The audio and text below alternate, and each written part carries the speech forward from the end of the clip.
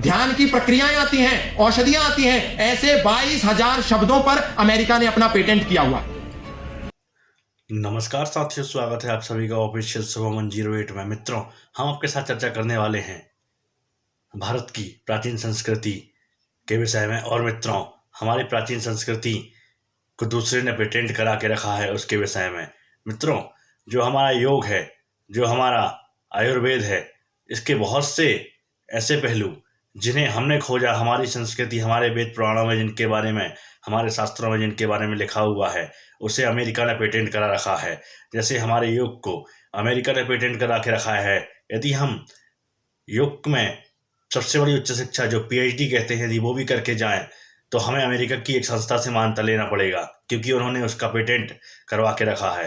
मित्रों, मेरा बताने का मतलब यह है कि आप सभी को जागरूक किया जाए कि आप इस बात के खिलाफ बोलिए, और इस माध्यम से जो देश की कोड हो गई और इंटरनेशनल कोड हो गई, वहाँ पर केस लगाकर हमें अपने आयुर्वेद जैसे हल्दी वगैरह के उसने पेटेंट करा के रखे हैं और योग का, तो हमें इसका बारे में सोचकर और देश की संस्कृति को हमें बचा के रखना है, और वह हमारे नाम से पेटेंट होने चाहिए, ताकि दुनिया उस चीज़ को जाने कि यह सब भारत की देन है और भारत के ऋषि मुनियों ने इस प्रकार की विद्याओं का खोज किया और पूरी दुनिया को योग जैसी अतुलनीय वरदान स्वरूप सिद्धि दी। मित्रों, हमें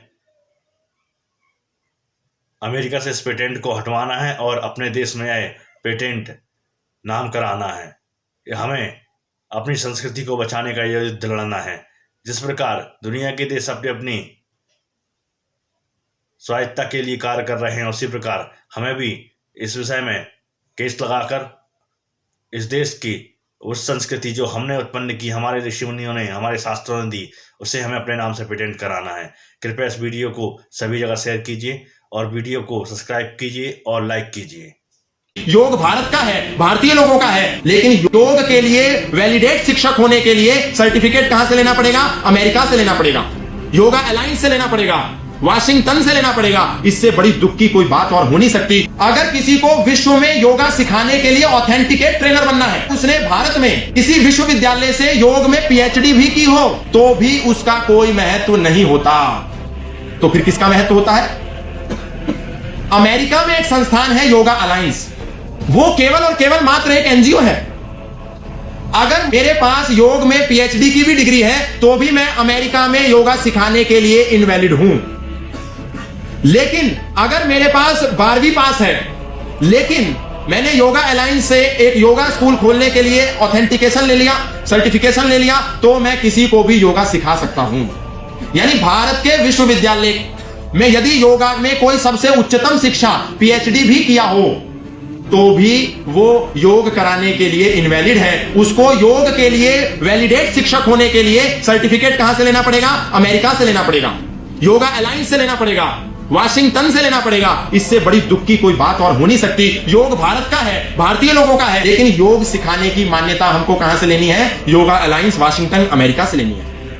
इससे बड़े दुख की बात कोई नहीं हो सकती। और सबसे बड़ी बात, आश्चर्य की बात, जितने भी भारत में योग के अंतर्गत आसन आते हैं, ध्यान की प्रक्रियाएं आती हैं, औषधियां आती हैं, ऐसे 22,000 शब्दों पर अमेरिका ने अपना पेटेंट किया हुआ। योगा की जो सबसे महंगी मैट है, 30,000 रुपए की मंडूक मैट, उस पर पेटेंट है अमेरिका का। योगा के जितने आसन हैं, उस सारे आसन पर पेटेंट है अमेरिका का। यहां तक कि जो हल्दी भी है, उस पर भी अमेरिका ने पेटेंट किया है। यानी मंडूक आसन हमारा है, सर्वांग आसन हमारा है, सूर्य नमस्कार हमारा है, ताड़ासन हमारा है, नौकासन हमारा है। लेकिन अमेरिका यदि इस पर आपत्ति कर दे, तो हम नौकासन, मंडूकासन, सर्वांगासन, ताड़ासन नहीं कर सकते। इस पर भी मैं चाहता हूं कि आदरणीय आप एक PIL लगाएं कि योग हमारा है। हमें योग किसको सिखाना है, कैसे सिखाना है, ये निर्धारित हम करेंगे। अमेरिका इस बात का सर्टिफिकेट नहीं देगा कि हम वैलिड ट्रेनर हैं या इनवैलिड ट्रेनर हैं। योग का वैलिड ट्रेनर कौन है और इनवैलिड ट्रेनर कौन है, इसकी छाप भारत के ऋषि और मनीषी और गुरु और आचार्य देंगे, ना कि अमेरिका देगा। ये एक बहुत बड़ा विषय है जिसको मैं चाहता हूं कि आप इस पर उठाएं। और